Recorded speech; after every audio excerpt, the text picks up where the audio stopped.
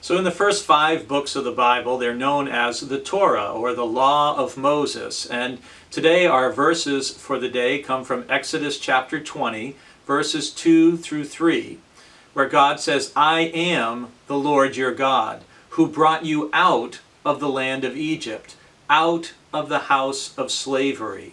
You shall have no other gods before me."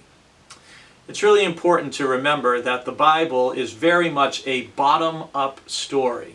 It's a story told from the perspective of people who had been slaves and are now refugees. It's a story told from people at the bottom of the social economic ladder, if you will.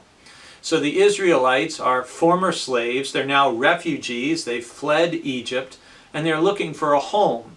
And here in Exodus chapter 20, we get the 10 Commandments, perhaps one of the most famous passages in the entire Bible.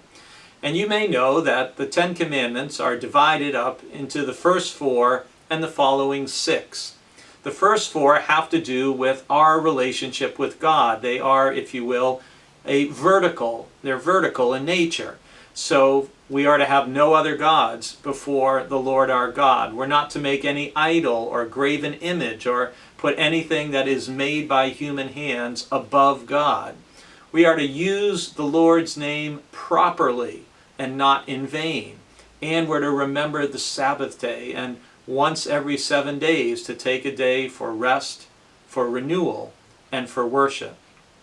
The final 6 commandments all have to do with our relationships with other people.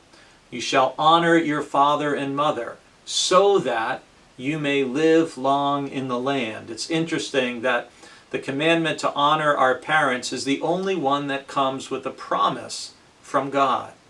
And then following the 5th commandment, the final ones are, of course, that you shall not murder, commit adultery, steal, bear false witness against your neighbor, or covet anything that belongs to your neighbor.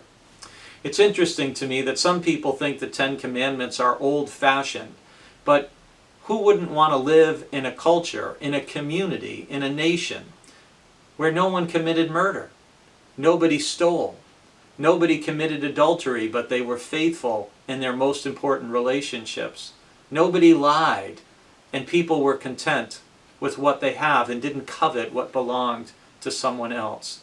The 10 Commandments are still wonderful commandments to guide and to structure our life, and I hope that you will use them to guide yours as well.